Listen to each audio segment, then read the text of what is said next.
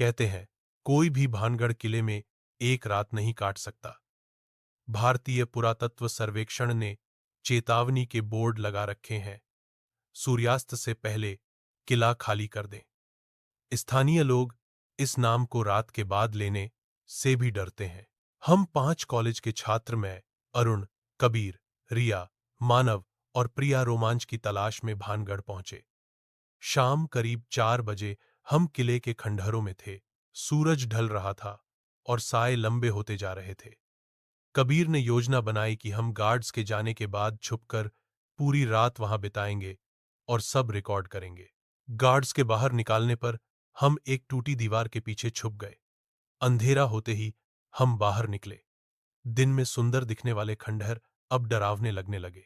स्वागत है प्रिय दर्शकों, कबीर ने कैमरा चालू करते हुए कहा। भानगढ़ की रात की रोमांचक यात्रा में हम हंसे, लेकिन डर साफ झलक रहा था। टॉर्च की रोशनी में दीवारों पर नक्काशियां और साए अजीब लगने लगे। प्रिया किसी हल्की आहट पर चीख पड़ी। रात करीब 8 बजे एक जोरदार आवाज आई।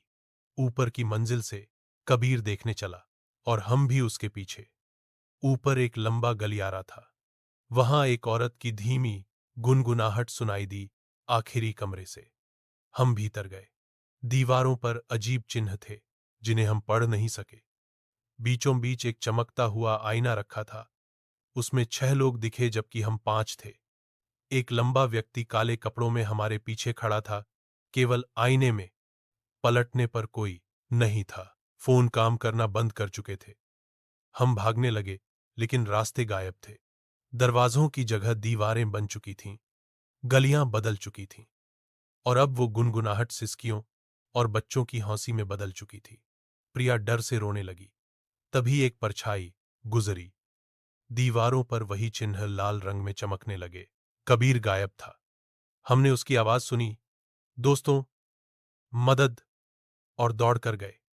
वहां एक आकृति खड़ी थी, कबीर की तरह दिखती, लेकिन उसकी आंखें काली और चेहरा असामान्य रूप से खिंचा हुआ था। हमारे साथ आओ, वो बोला। मानव को उल्टी आ गई। प्रिया बेहोश हो गई। हम भागे। एक कमरे में एक औरत दिखी, बाल सोमवारती, जिनसे खून टपक रहा था। वो बस बड़बड़ा रही थी। हम बावली तक पहुंचे और वहां असली कबीर पानी में औंधे मुंह तैरता मिला। मानव ने उसे खींचा और सीपीआर देकर होश में लाया। भागो, उसने कहा।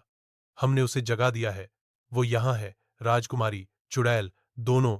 तभी आसमान से हजारों आत्माओं की चीख सुनाई दी।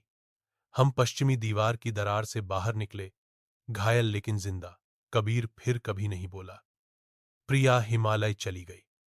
मानव शराब में डूब गया।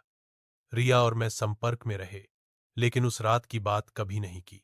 भानगढ़ कोई कहानी नहीं सुनाता, वो आपको खुद कहानी बना देता है।